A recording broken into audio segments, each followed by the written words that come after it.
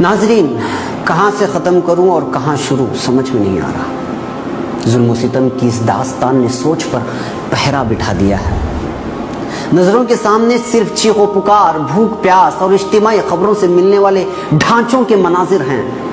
Myanmar میں بدھوں کے ظلم و ستم سے بچ کر ہجرت کرنے والے کشتیوں میں کھچاکچ بھرے بوڑھے، نوجوان، بچوں اور معصوم بچوں کو مسلم ممالک انڈونیشیا اور ملیشیا نے جب لینے سے انکار کیا، اور پھر تھائی لینڈ کیوں کر اپنا سکتا ہے کہ جب وہ تو خود بدھسٹ اکثریتی علاقہ ہے، تو سوچئے بیچ سمندر میں پھنسے، بھوک و پیاس اور کھلے آسمان تلے کئی دن گزارنے والے ہزاروں مہاجر مسلمانوں کا کیا حال ہوا ہوگا۔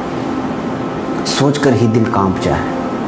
جی ہاں دوستو، یہ دیکھو یہ منظر، یہ یونائٹڈ نیشن کی جانب سے بھوکے پیاسے مسلمانوں کے لیے ہیلی کاپٹر سے کھانے کی اشیاء گرائی گئی، جو کچھ سمندر کی پانی میں گرے تو کچھ کشتی میں۔ کئی دنوں سے بھوکے افراد ایک روٹی کے لیے آپس میں بھیڑ گئے، اور ذرائع سے ملنے والی رپورٹ پر اگر اعتبار کیا جائے تو فضا سے گرائے جانے والی اس غذا کو حاصل کرنے کے لیے کم سے کم 100 افراد سمندر میں ڈوب کر اور آپس میں لڑ کر مر گئے۔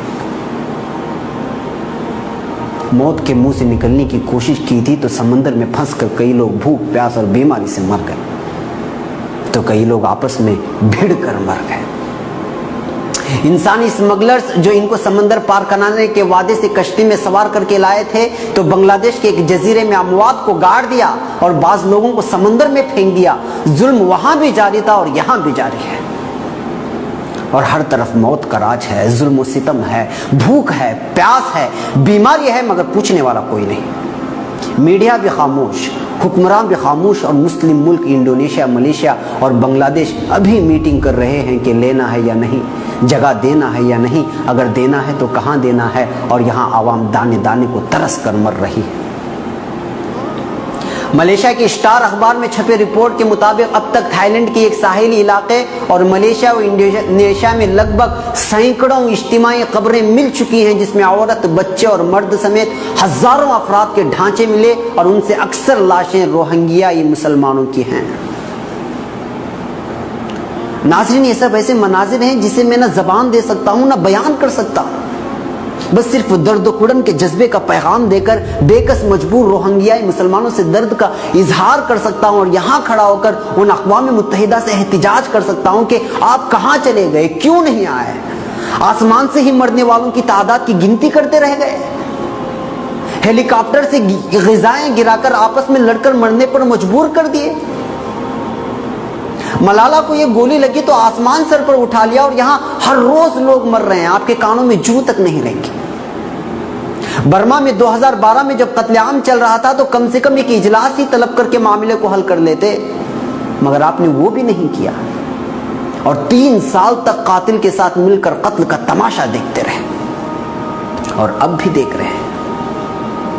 میڈیا سے کیا شکایت کرے؟ یہاں ظلم اگر عیسائیوں کے ساتھ ہوا ہوتا، یہودیوں یا ہندو و دیگر وہ مذاہب جو اسلام کے ذیل میں نہیں آتے ان کے ساتھ ہوا ہوتا، تو میڈیا سارا دن اسی کو لے کر بیٹھ جاتا۔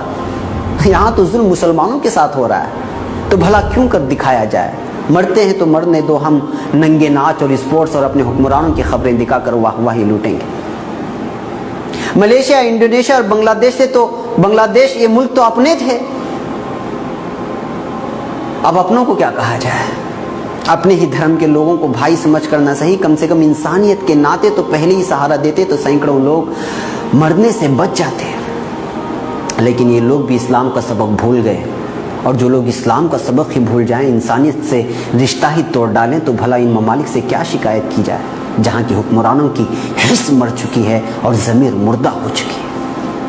اب عالمی دباؤ کے بعد 2 دن پہلے سینکڑوں افراد کے مر جانے کے بعد پناہ دینے کا اعلان کیا ہے، تو کوئی احسان نہیں کیا، کیونکہ یہ دھرتی اللہ رب العزت کی ہے۔ ناظرین،